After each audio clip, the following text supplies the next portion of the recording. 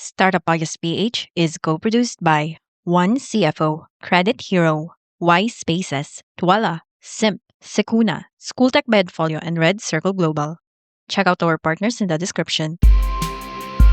Welcome sa Startup Podcast PH, inspiring more Filipino entrepreneurs and innovators. Live tayo ngayon dito sa Fatima Multipurpose Cooperative Root Crops Processing Plant dito sa Tunga, Leyte. By the way, itong episode na to ay in partnership with Visayas State University, VSU-TBI, Field Root Crops, Vicarp, and Race Region 8. Hello, and live din tayo ngayon sa Facebook. And of course, we have Miss Maria Teresa Heniston, General Manager of Fatima Multipurpose Cooperative. Hello, ma'am. Kamusta? Hello, sir. Good afternoon. Good Ayun. afternoon to all. And ayun, no, na-intro na po natin kanina sa ating live, na grabe 30 years na pala. Yes, ito, sir. Pero as a podcast interviewing startups, very interesting po sa akin, lalo na coming from Manila, yung model ng cooperative. So hopefully po dito sa ating interview, mas ma-explain din natin sa ating audience ano nga ba talaga ang cooperative, bakit po ito yung napili ninyong model or parang business structure, paano nga ba ito nakakatulong sa mga tao, aside from yung kwento ninyo kung paano nyo po napalago or napa-expand itong business. But siguro po, tanungin po kita, Miss Maria Teresa, ano nga po ba ang Fatima MPC? Fatima Multipurpose Cooperative was organized 1996, so 30 years na kami ngayon, and located head office in Calubian, Leyte. First, we have the credit and savings, and then after a year or 5 years, we diversify and amend our articles and cooperation bylaws to multipurpose cooperative, in which we have water refilling station, gasoline station, distribution of LPG, and we also have Balay Fatima pension houses. And of course, nag-diversify kami into agribusiness, in which ito na ngayon, yung root crops, together with our partners from different government agencies and sa VSU, sila talaga yung tumulong sa amin. Kasi sa Fatima naman, wala kaming technical know-how. So, yung techniques, yung technicalities, yung sa agribusiness, yung VSU talaga yung turo sa amin mga innovations. Shout out to VSU-TBI. Yes, sir. Good afternoon. VSU-TBI team. Ang interesting po, no? So, actually po, nag-start pala yung cooperative 30 years ago. Yes, sir. Recently po, nag-diversify nga sa agribusiness. Pero Agribusiness. siguro, ano po ba talaga ang cooperative? And especially start po kayo sa microfinancing, yung financing, credit, lending. So, Yes, sir. ano po ba talaga yung pinagmulan nitong business or nitong cooperative na? First, yung mga pioneers like Dr. Alex Hunya, si late Margarito Costello Jr., ang aming objective is to address the loan shark, mga Bombay. And then, so, also, our farmer members to address nga makaahon sila sa kanilang small livelihood. Actually, very po yan. Buti po nabanggit natin yung loan sharks. Yes, Dito sir. po ba sa Leyte, grabe po ba kasi ang nagiging problema, as far as I know, maybe correct me po if I'm wrong, farmers or other mga gusto magnegosyo, uutang para makapagnegosyo, para may capital. Alam natin lahat yan. Yes, Pag start up sir. tayo ng business, we need capital para magpatayo ng office or ng space, and then, syempre, pang-operate. Pero yung mga pautang, usually, ang taas ng interest. For example, 5, 6, 20% Yes, yan sir. per month, minsan. So, parang hindi naman, I mean, of course, it's good na may credit, pero grabe naman yung kailangan natin ibalik. So, first po, grabe ba yan talaga dito sa Leyte? And second, yun ba talaga yung gusto nyong, kumbaga, lutasin or i-address na problema or issue? Yes, sir. Ganon. To address mga loan shark and then to help the farmers lift up their way of living. Kasi sir, yung mga farmers parang hindi sila nakakapunta sa mga bangko, and then wala silang napupuntahan na mga small interest rate na tumutulong sa kanila dahil risk ang agriculture. Risk yan. Risk nga po kasi, especially po, I think siguro sa Leyte, parang recently, merong malakas na bagyo. Yes, Alam naman sir. po natin lahat. Oftentimes, Ay, marami pala, marami. Pero galing po sa Tacloban, andun yung mga, parang mga monument since nung Yolanda typhoon. Yolandas, So, oo. risky din po talagang agri kasi pag nagkaroon ng malalang typhoon or bagyo, damage lahat ng Yes, capital sir. na Oo. invest natin. Mm. So, kailangan din pong kontrolin kumbaga Yeah. yung risk na yan sa negosyo.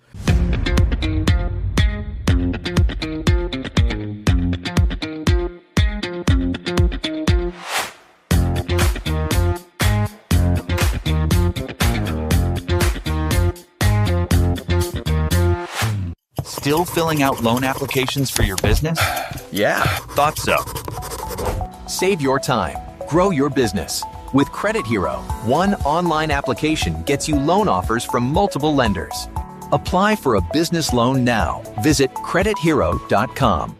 Pero balikan ko lang po kasi yung mention po kanina na ang daming mga business lines, may water refilling, you have also yung fuel. So before po kayo nagpunta sa agriculture, helping farmers, bakit po ito yung mga naging business lines and paano po siya ba Kasi doon sa Kalubian, very rare yung access ng quality water. So, nagtayo kami ng water refilling station at saka kami yung first na nagkaroon ng gasoline station. Mm-mm. Paano po ba nag-work yung sa microfinance nito? So, ito ba mga negosyo na ito ay inyo or parang pinapatakbo ng cooperative? So, paano po ba yun? Sa Fatima Multipurpose Cooperative, and we have also partners like Land Bank of the Philippines who assist us financially sa mga federations. Then, nga ma-member kami. So, ano pong magiging benefit ng mga members sa cooperative? Ano po ba yung parang kailangan nilang gawin or ano yung para maging part? Okay. As a member, maraming benefits. Makakaroon sila ng dividendo, yung patronage refund if they support and patronize our services. So, yung kasi proud owner kayo. Yung mga member, isang owner din sa kooperatiba. Yeah, yes. Kung halimbawa, net surplus sa co-op, divided into number of shares na pinuput up nimo, yung capital build up. So, hindi sasabihin na yung yung maraming capital ang nagkakaroon ng voice, one vote. Basta po investor Yes, or sir. part owner. Yes, owner talaga. Owner, Oo. equal voting rights. Yes, Hindi sir. nag-matter kung gaano kalaki. Kalaki o karami. Kaya Yan ang yan ang so parang kooperatiba. siguro for the benefit of the audience para mas maintindihan natin. Parang bangko si Fatima LLC. Yes, sir. Meron mga pwede mag quote-unquote invest. And pag nag-invest nga, hindi nag-matter yung laki ng capital sa voting rights. Tapos po yung pera na kukuha ninyo, pinapanggawa nyo ng negosyo, na pag kumita, babalik sa kanila as dividend. Yes. And then meron din po kayo parang credit. Pwede rin kayo magpautang. Oo. Yes, Gamit sir. yung mga tao, gamit yung mga perang ini-invest sa dito. Yes, sir. Precisely. Now naman po, kanina po nung nagla-lunch tayo, very interesting yung sa video dun, especially yung part po na may tumatak sa akin yung mga farmers na in-interview sa video kanina, parang nagpapasalamat sila kasi once they become part of the cooperative, correct me if I'm wrong po, yung mga crops nila, yung mga tanim nila, binibili din ng cooperative. Tama po ba? Yes, kami ang bumibili. Siyempre, kami ang nag-a-assist sa kanila. So, yung market, ang Fatima. Kasi mayroon kaming planta, processing plant sa cassava at the same time sa OB. So, ito wala po yung way para makontrol nga yung mga risks kasi kahit bagyuhin or kahit mahirapan sila, may sure sila. Sure market. Sila na market Yes, na buyer. yes, sir. Kasi, From the planting materials, we have the bundle of services from planting materials, yung mga inputs, weeding, yung mga iba pa, harvesting. Kami nag-a-assist sa kanila at yung market sa processing naman kami at sa logistic. Opo. Yan, so, yan.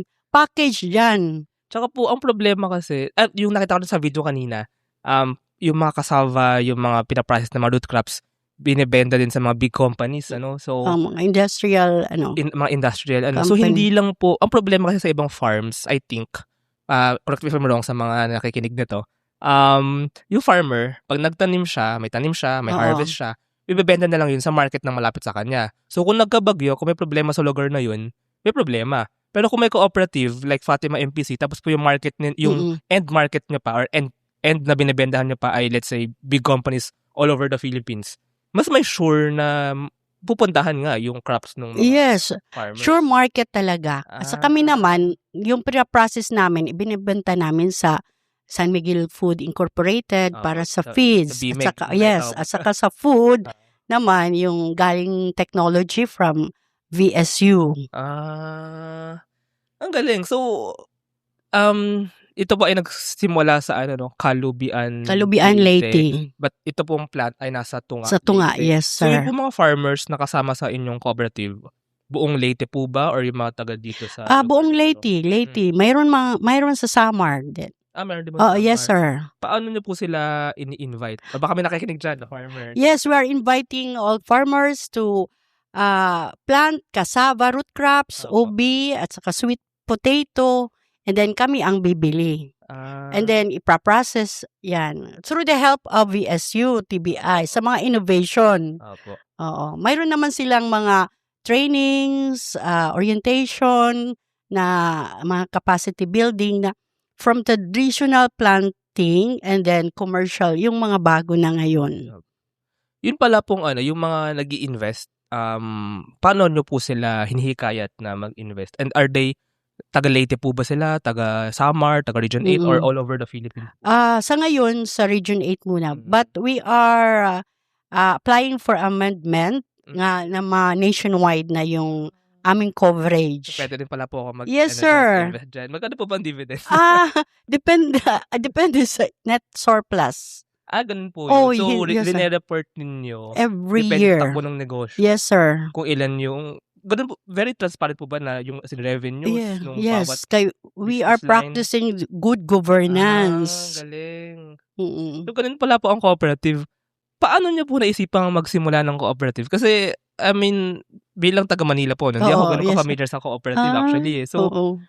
dito po ba sa Leyte, talagang marami pang iba mga cooperative? Marami, sir. Pero, siguro yun po yung tanong, paano niyo po naisipang magsimula? Mm-mm. Tsaka, kailangan kayo maging kakaiba somehow maging unique, mag-stand out. So, paano niyo po ginawa yun? Nag-ano lang kami, nag-recruit ng mga members. Ako nga, dalaga pa noon. 30 years old na ako ngayon sa Fatima MPC. Through the help sa mga pioneers kay Dr. Alex Sonia. Yan, na kami ng mga capital, mag-pull, and then ipahihiram namin sa mga membro at interest rate. Yun pong mga business ba? Like, ito sa likod natin actually, napakadami Yes, itong sir. mga binibentang mga, ube powder, cassava chocolate chips. Wow. Mga cassava chips po ba ito? Yes, Cassava sir. chips. Mga healthy foods. Mga healthy foods. Ito po mga business na ito. Sinong nag-handle? Mayroon kaming operations manager, si Marlon Malikay, at saka yung plant manager namin, si Miss Nanette Bauno. Pero lahat po under Fatima MPC. Yes, Hindi sir. siya yung parang, parang napasa niyo sa ibang tao. Parang talaga lahat. Lahat sa Fatima MPC. So, isang napakalaking kumpanya pala, kung tutuusin. Thanks Fatima. God. Parang mga tipong mga mga Ayala. Kasi di ba po, Ayala. Yes, sir. Ayala Yes, or sir. mga Gokong Way. Maraming mga may eroplano, may bangko, may shipping, may foods. Supermarket. Ganun din pala. Ganon, Fatima yes, MPC, sir. kung tutuusin. Iba lang syempre yung lugar, tsaka yung parang structure nga sa voting rights, sa pamamaraan. Pero kung tutuusin po, para siyang big company. Yes, sir. Mag-General Assembly kami by March 7. Isang milestone dahil 30 years na kami ngayon. Ilan po ba ang a-attend? Ilan po ba yung lahat ng members? Yung mga members, members namin is mga 15,000 more or less. Saan po kayo mag-assembly? Pero Coliseum po. doon sa Kalubian, yung mga Kalubian, kasi nag-assembly naman kami in every branch namin. Mayroon kaming branches sa Biliran, Palompon, Ormoc City, Carigara, Leyte, and then satellite namin offices is in Tacloban City and Baybay City. Mm-mm. Sige po, ilagay lang sa mapa para sa mga nakikinig lang nito. Yes, sir. So, nandito po tayo ngayon sa Tunga, Leyte. Malapit siya sa Tacloban. And then, i-draw ko lang po yung mapa. So, Tacloban, kasi doon yung airport sa Leyte. Pag buwaba ka, sa Southern Leyte, tatawid ka ng bundok, andun yung Baybay City, katabi ng Baybay, nasa Baybay. Tapos, pag tinahak mo yung Baybay, pataas, or Mok, tapos, tatawid ka ng bundok, ito yung Tunga. Saan po ba yung Kalubian? Kalubian is 3rd District.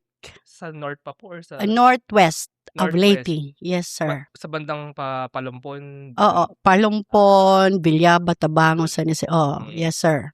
And then po yung Biliran sa Across sa Samar. Tatawid ka ng Leyte po ba yung another province, another believe. province? Po.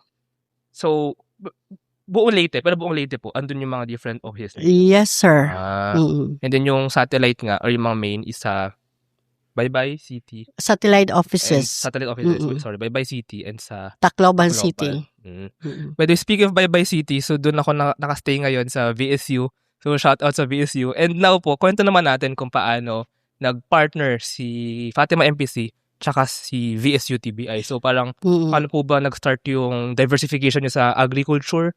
And paano po nga ba nagka-connect? Okay. 2011, when Dr. Jolita Roa, Dr. Erlinda Vasquez, na pumunta sa Fatima Multipurpose Cooperative, and then nagkaroon kami ng partner ng mga army, and then we also assisted mga RR, Return Rebels. O saka nag-recruit kami Para magkatrabaho? para makatulong kami through sa Cassava muna, Cassava production. So si VSU pala po ang lumapit sa inyo? Yes, sir. I think part po ito, correct me if I'm wrong sa mga taga VSU po, part ito nung initiatives nga para i-expand or palakasin yung agriculture industry. So nakipag-partner sa mga local na mga businesses and mga farms dito. And mga sa field root crops. Through field root crops. Sige po, parang curious lang ako malaman yung mga dami sa products dito eh. Tsaka nakita ko sa kabila.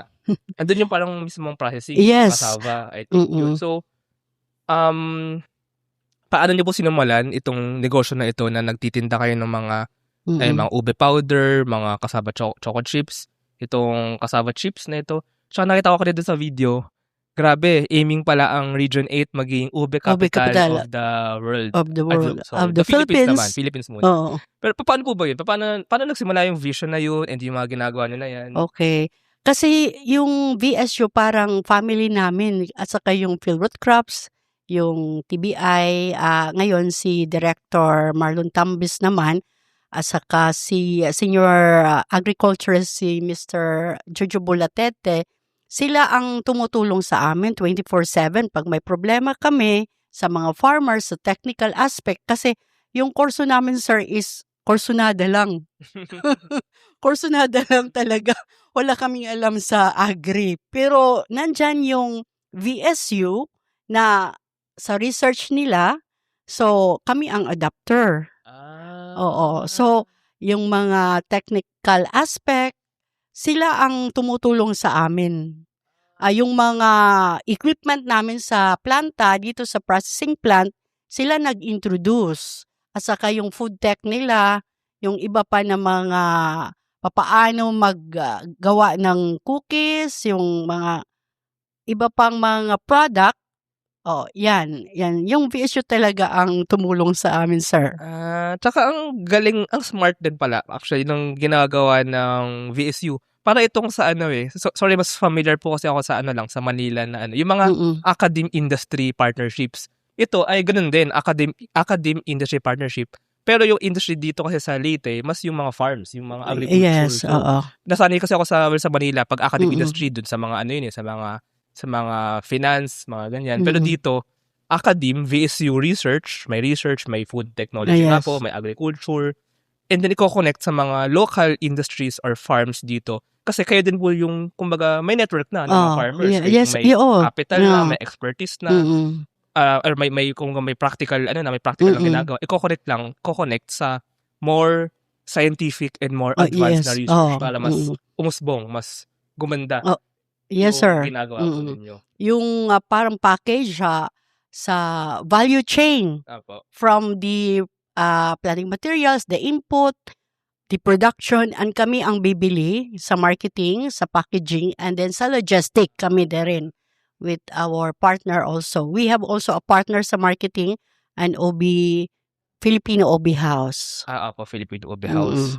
So, before po ba mag-start itong partnership na ito with VSU TBI, may maalam na kayo sa mga processing, sa mga machines, or natutunan nyo lang after this partnership? Natutunan lang namin through their recommendation o mga seminars, mga good agricultural practices, o ma-attend naman kami. Sila ang nag-orient sa mga farmers ng Fatima.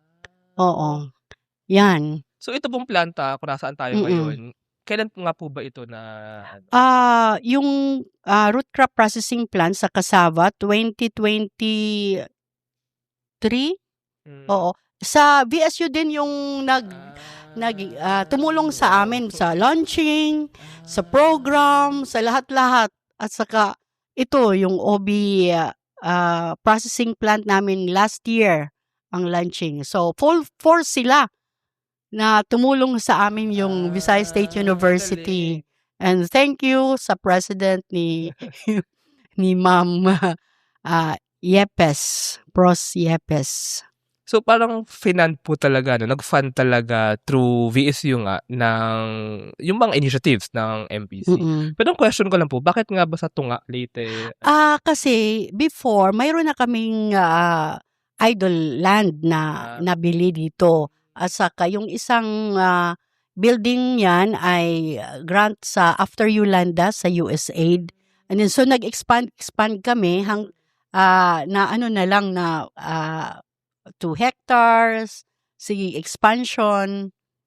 Yan. And dito sa Tunga is the center from Southern Leyte and Samar. So if we will build it in Kalubian, parang malayo na sa sentro, sa ibang places. Tsaka perfect nga kasi itong Tunga, malapit sa Tacloban, andun yung airport. Yes, Tapos, malapit din sa San Juanico Bridge, papunta nga Samar. Kasi yung Tunga is, in dialect, in English is center. Yun po ba yung Tunga. Yun pala yun. In Waray po ba yan? Waray. Okay. Now, sa Tunga ka, sa sentro ka. And yun din talaga yung pangalawang lugar. Sa mga nakikinig dyan, baka nakikinig lang kayo, search na sa Google Maps, Tunga, Leyte. So, Tunga, Leyte. Kaya pala ito. Kasi ito ang gitna. Yes, sir. ng Region 8. Yes, sir. Now, balik lang po tayo dito sa Kasi sobrang ako-curious talaga ako dito sa mga products na nandito. Parang hindi siya usual. Hindi siya pangkaraniwan na cassava chips or na ube. Ano siya ube powder. Ube powder. Ano po yung chocolate chips, cassava chocolate chips. Parang yes, kakaiba. healthy. Part po ba sa maybe through VSU or maybe through sa inyo yung gumawa ng mga kakaiba or mga medyo bagong na mga... sila yung nag-introduce sa amin. Mga innovation nila, mga research nila sa VSU. So kami nag-implement and then yan. At nakakuha kami ng prize sa DOSTP card. May funding. First, kami? Sa Sineg Award. Opo. Through BSU. DOSTP card. So ito palang mga ito, grabe, wow, mga research pala ito sa... Yes, sir. Sa VSU, Visayas State University. At saka sila ang nag-introduce sa amin sa mga industrial buyers, yung sa Bohol.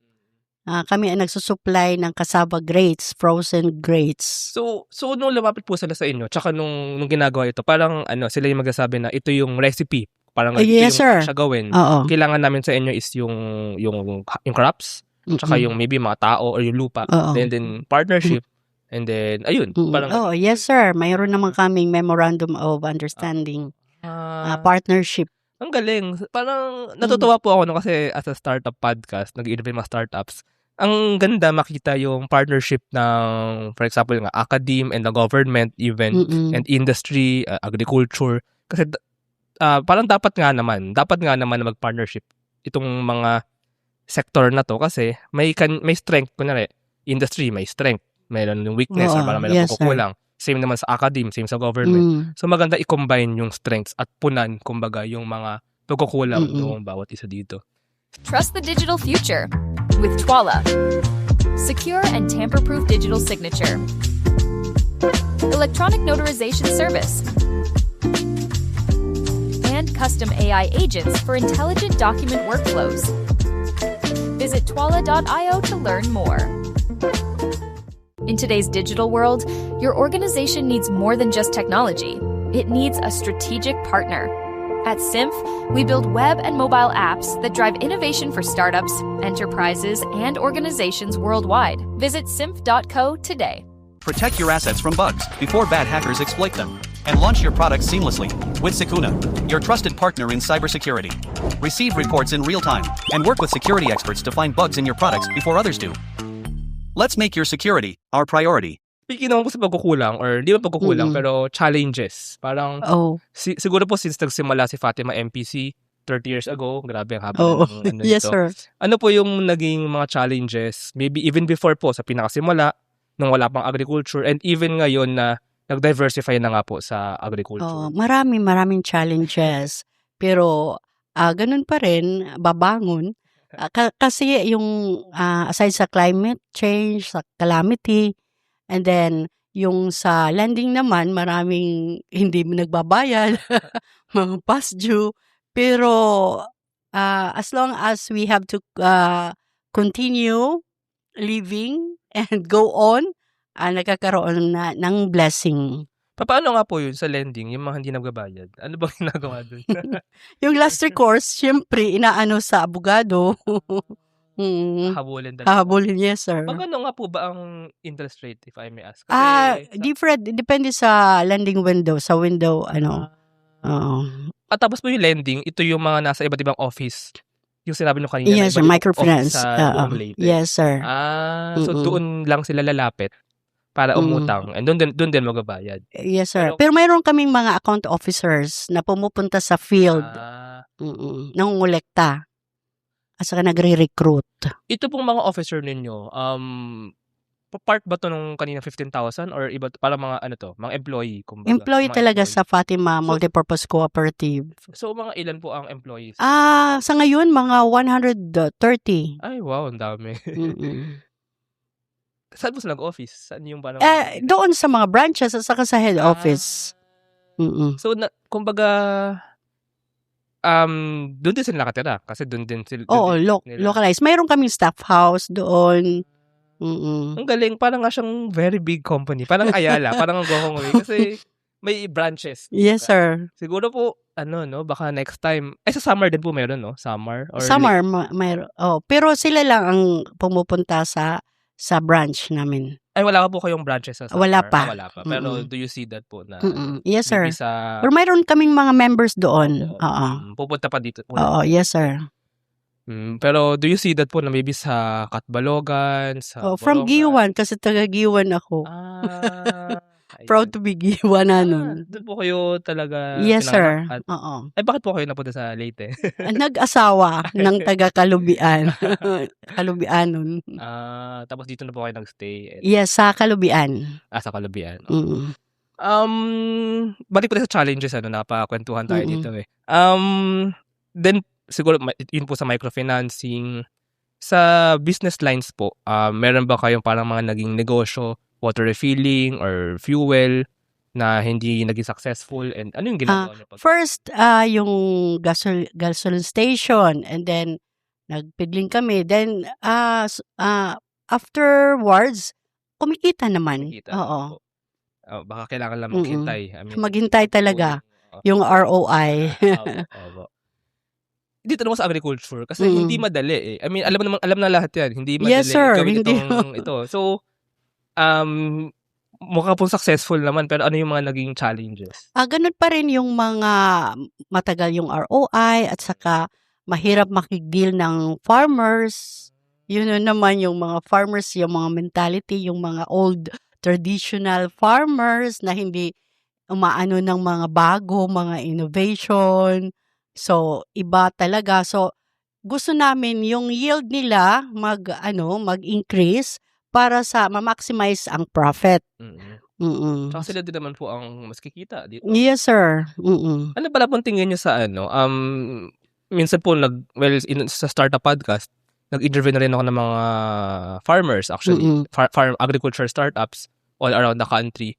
Parang marami sa kanila sinasabi na magiging problema ng Pilipinas actually even na kasi aging population of farmers, mga Yes, sir. matatanda. Oo, So, matatanda. paunti ang mga farmers. Ano pong nakikita nyo doon? And do you think posible na magkaroon tayo ng mga Gen Z or mga bata na mga farmers na papalit or parang hindi mapapalit pero parang magiging magtutuloy kumbaga nung industriya ng agriculture? Yes, sir. Sa ngayon, form kami ng mga youth farmer leaders para naman hindi mahirapan pag yung mga family nila, yung mga father nila, wala na. So, sila na ang kukontinue ng farming. So, for you naman po, ano ang successes ng Fatima MPC? And recently po, nanalo nga kayo ng award. Actually, Yes. nung nakausap ko si Miss Elmera, shoutout kay Miss Elmera, nasa Manila pala kayo kasi parang may inattend yung sa awarding nga. Sa DOSTP card. Yes, sir. Pero I think last month po yun. And then, syempre, dito tayo sa Leyte mag-meet. So, ano po ba yung mga naging awards and mga naging milestones ni Fatima? Marami kami na-receive na award, ang Villar Sipag Award sa Kasava National Second Runner-up ang Fatima MPC.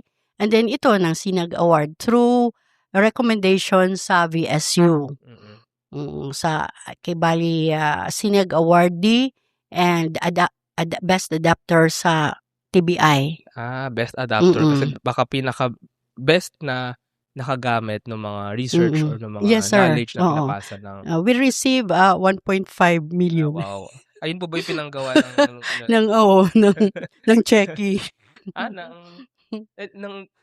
At saka kinuha ko, binalikan ko. Nandun ako sa airport, wala pa ang cheque. Binalikan ko sa hotel dahil nandoon naiwan ko yung sabi sa airport, bigyan mo na kami. Magpa-change tayo. Pagka nanalo pala po kayo ng mga ganong cash prize, saan siya gagamitin sa business? Yung sa processing plant, yung mga capacity building, mga sa marketing. Marketing. Mag-hire ba ng mga more tao? Ganun po? Mag-hire. At saka mag-a-assist din sila yung DOSTP card sa Fatima through VSU. Opo. So more collaboration. Oh, yes, sir. More partnership, more help. Now, napaisip ako doon sa sinabi kanina nga na parang vision ng Leyte or ng Region 8 maging ube capital of the Philippines. Yes, sir. Kamusta nga po ba nasa climate ba yan or nasa lupa, nasa geography, such that parang maganda yung pagbunga dito ng mga root crops like cassava, sweet potato, ube. So parang special po ba or may something special ba sa geography, sa climate, sa lupa, sa Leyte, or maybe nasa farmers to, nasa expertise, or so parang bakit root crops? Parang ganun. Kasi sabi ko kanina, yung cassava is resilient sa climate. So kahit bumagyo. Kasi mayroon pa rin makakain yung mga tao after the storm. Kasi hindi siya resilient siya. And then sa OB naman, sa summer, maraming yung soil dito sa summer is very sa OB. At saka nandun naman yung VSU mag-assist sa farmers sa quality seedlings, mga varieties, at saka mga research kung papaano. So gusto namin dito magkaroon yung Leyte, Samar, Region 8 maging capital OB of the Philippines. A nation. In fact, demand talaga yung OB ngayon. Sa international. May ube jam din ba dito? Mayroon. Ube jam. OB jam, OB halaya, OB pie. Kasi, coming from Manila po, I'm not sure if ang ube kasi na binibili ko namin, yung sa Baguio. Oo, good shipper. Pero dito rin pala, mayroon. Oo. Maraming variety at saka may purple, rainbow, white. May rainbow na ube? Oo. Yes, rainbow sir. po yung kulay ng ube? Oo, yes, sir. Ay, wow. White at purple. Parang ganun. Pag ginawa siyang jam, ganun, or halaya, Oh, May kulay purple din na. siya Purple na. Oo. Tsaka by the way po yung sweet potato, no, tsaka cassava. Actually, sobrang favorite ko actually personally, yung chips niyan. Oh, mayroon kaming Gumagawa din oo. kayo, no? And ito Yes, po sir. mga naka-display dito. Magkano po ba yung mga yan?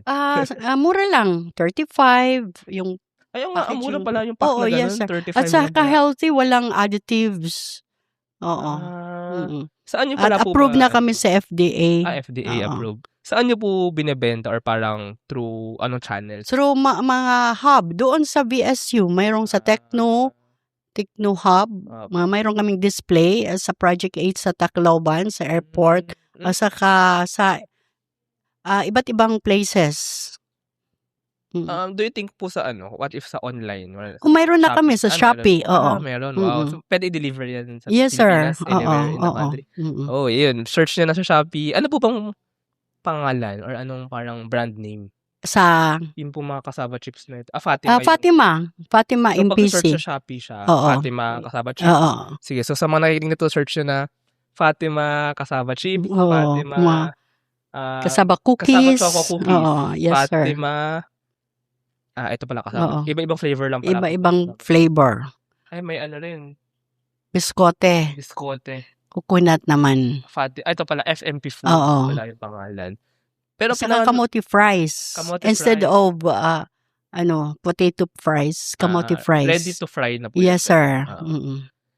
Ito pong nakaka-curious ako. Gusto kong matry talaga yung ube powder. Saan mo ba linalagay yan? Or paano po sa ba yan? Juice ba yan? Or cake, pwede sa juice. Oh. ube juice? Sa milk? Ube matcha, gano'n. Sa coffee? Gano'n? Oh. Or sa Milo? Sa smoothie? Sa smoothie, sa Tapos pwede rin po halos sa cake, milk. no? Or pancake, pwede ba yun? So ano siya? Para siyang flavoring and flavoring siya. Flavoring. Ayun po na actually, ang haba na ng ating kwentuhan natin. Yes, sir. Pero actually, parang gusto po kasing ang gusto kong makita rin sa Pilipinas, itong mga industriyang ito, itong mga products na ito, mas makilala pa, para maging normal siya na maisip ko na even if taga Manila ka or even if taga, let's say, Iloilo or let's say Zamboanga, pag inisip mo, gusto ko ng ube powder or let's say, gusto ko ng cassava choco cookies, maisip mo, uy, the best yung sa Leyte. Yes, Fatima, sa MPC, Fatima. ganun. So, may plans pa po ba kayo na parang talaga mag-expand even yung pagbebenta outside Region 8, like even Manila nga po, or maybe West Visayas, Iloilo, or Palawan, parang buong Pilipinas po talaga. Yes, sir. So, ganun yung aming plano. Paano niyo po nakita yun? Sa mga kaya? Sa social media. Sa social media.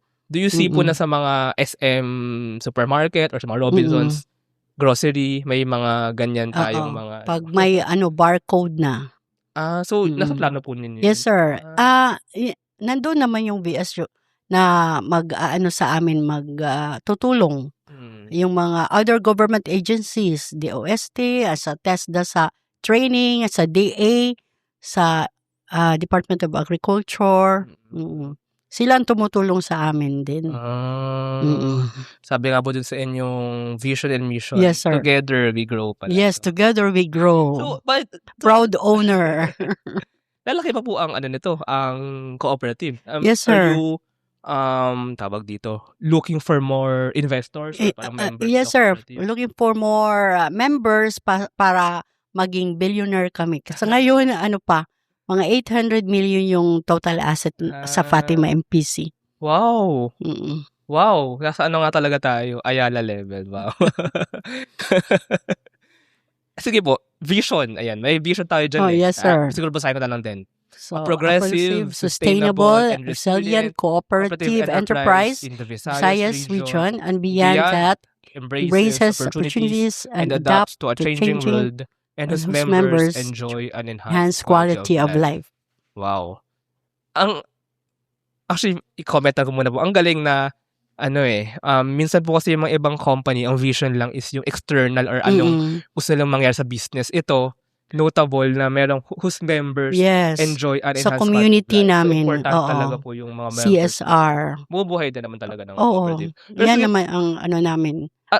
So as a business po, or parang as a company nga, or as as an entity sa Pilipinas, ano po yung nakita nyong vision? Like, may offices nga all around the country, may financing, may lending all around the country, even baka may processing plants all around the country, or even baka sa ibang lugar, ibang crops naman, or paano ano pinakikita Oo. yung vision pa dito? Ano lang, basta sustain ang Fatima MPC, sustainable, and then magkaroon, syempre, ibabalance yung profit beyond service, mga ganun.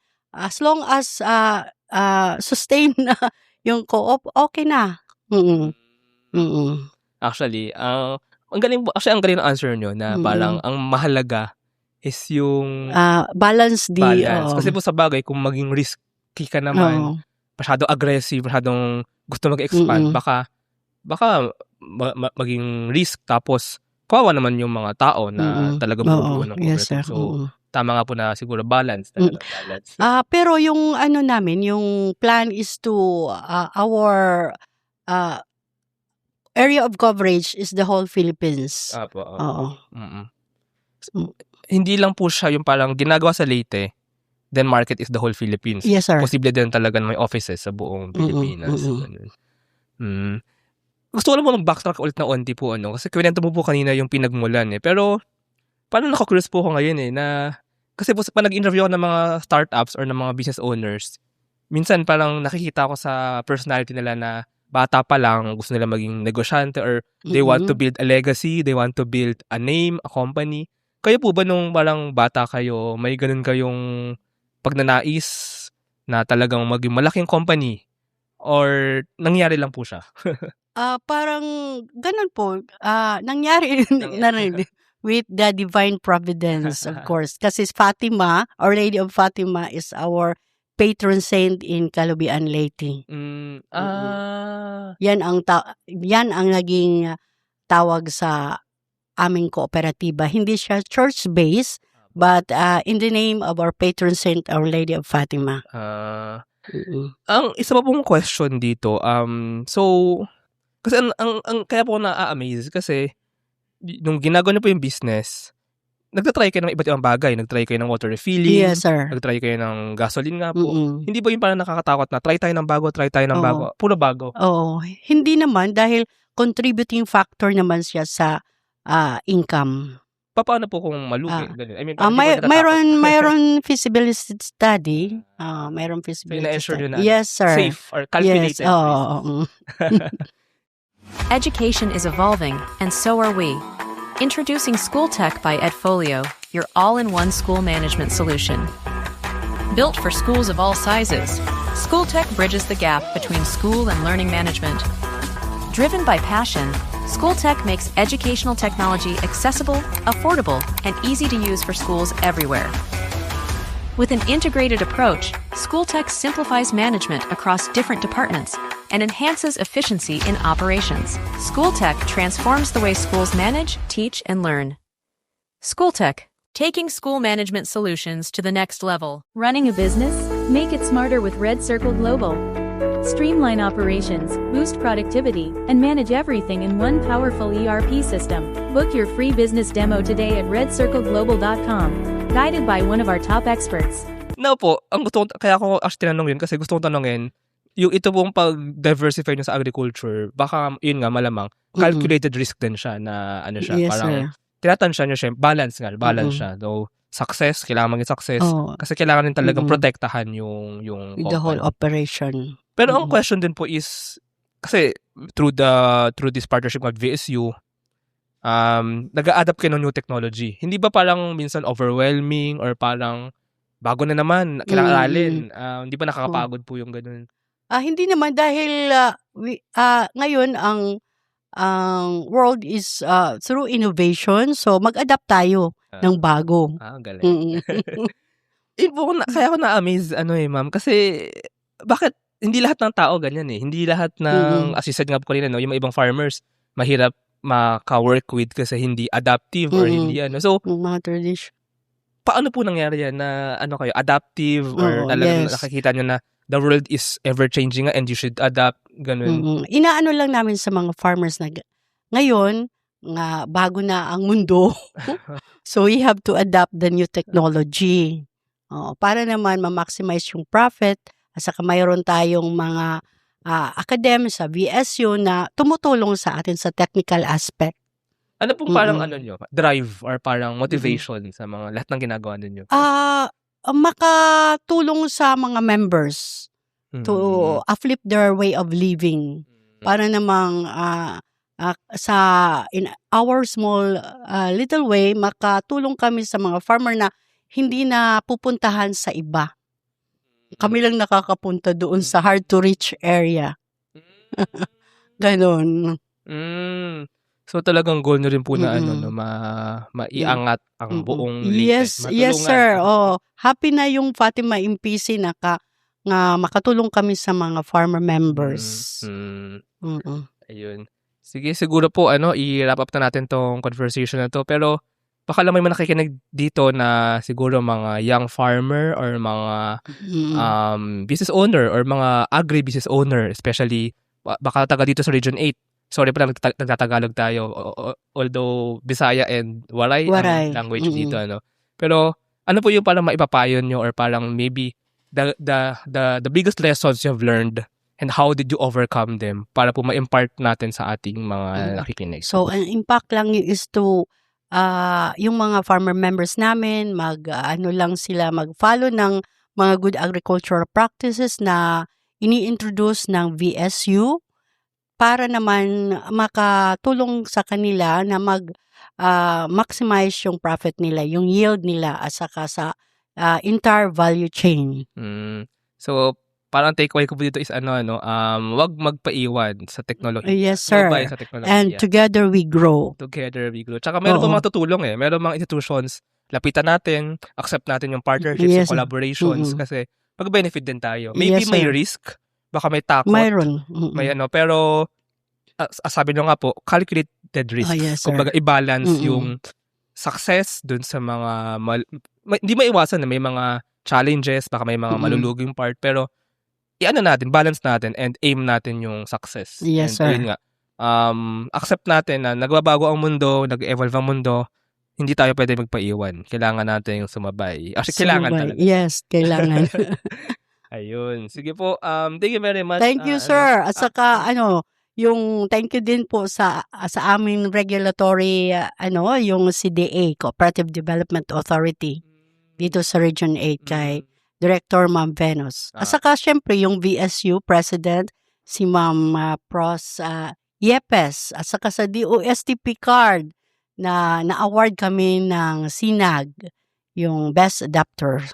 Congratulations po ulit. And shout out po sa mga institutions na yan na tumutulong yes, sir. Sa mga... At sa mga membro ng Fatima MPC, sa mga board of directors, kay Mrs. Nilin Albios who supported our management and all through sa mga support nila, sa continuous participation sa mga membro. Kung walang mga membro, wala ang Fatima MPC. Ang lakas pala nito ay nasa mga tao. Mga yes, sir. Nito. Yes, sir. Sige po, by the way, baka meron po tayong mga listeners dyan or nakikinig na itong episode na to. Nasa Luzon ka man, Visayas, Mindanao. Baka po may interesadong mas malaman ang Fatima Multipurpose Cooperative. Baka merong gustong bumili ng mga ube powder, kasaba. Yes, sir. So, interested sa microfinance, sa investing, or sa lending, sa borrowing. So, paano nga po ba na kayo makakontakt? Maybe you can lead them po sa inyong Facebook page or contact number. Ayun po. So, nandyan yung FB page namin, Fatima Multipurpose Cooperative. If gusto magpamembro ng Fatima, you are much welcome. Ayun. So, message na lang po sa Facebook. Yes, sir. Nakatag din actually yun sa ating Facebook Live. Pero, pag nilagay natin to sa YouTube and Spotify, nalagay din natin yung links ng Fatima. May website po ba? Website or Facebook? Yes, sir. Facebook. And then, lalagay din natin yung links ng VSU, TBI, and ang mga lahat ng institutions na connected sa collaboration and sa initiatives na ito. So, if you want to know more, check na lang po yung mga links na yun. So, ayun, maraming salamat po ulit, Miss Teresa, sa ating interview na ito. Salamat din, sir. Thank you sa mga nakinig nito. Thank you. And thank you din po sa ating VSU TBI team dito sa ating sa lugar na to. Ayan. Okay. Ayan. Thank you po. Thank you. And thank you, ma'am. Thank you, sir. Thank you very much to our 65 patrons. This episode is super powered by AskFlex PH Academy, our official e-learning partner. Get certification on Lean Six Sigma, project management, data science, and more. Architect Space Solutions. Architect provide ground station services, space data analytics, and technology supplies to grow the Philippines' role in the global space ecosystem. Divico Technologies Incorporated. IT solutions specializing in software development, blockchain smart contracts, digital wallets, and cybersecurity. NutriCoach. Personalized nutrition and weight loss programs for you. Argum AI. Make smarter decisions by presenting both sides of an issue as argued by two distinct AI models. Pixel by Implement. Turn content into opportunity, grow deeper connections, and earn more. Only with Pixel. Sign up at pixel.implement.co. School of Profits. Filipino-led community for aspiring freelancers, VAs, agency builders, and online earners, built to help you start, grow, and earn online together. Founders Launchpad, our ecosystem partner, early-stage accelerator providing venture capital funding, operational support, and mentorship. Hire Business Solutions, provider of the most configurable cloud-based payroll system in the Philippines. Agile Data Solutions, the Philippines' fastest-growing market insights tech company with its data gathering platform, HustlePH. Smile Checks, streamline hiring and onboarding with automated background checks. Cloud CFO, cloud accounting service provider for businesses ready to grow. Cloverly, all-in-one digital platform for property developers. Body Beauties, accessible and personalized diabetes self-management application. HKB Digital Services, tech-based business tools including payroll, ticketing, and loyalty rewards. Hyperstocks, digital banking enabler for rural and thrift banks. Wonderbrand, a data science-driven brand strategy and design for emerging markets.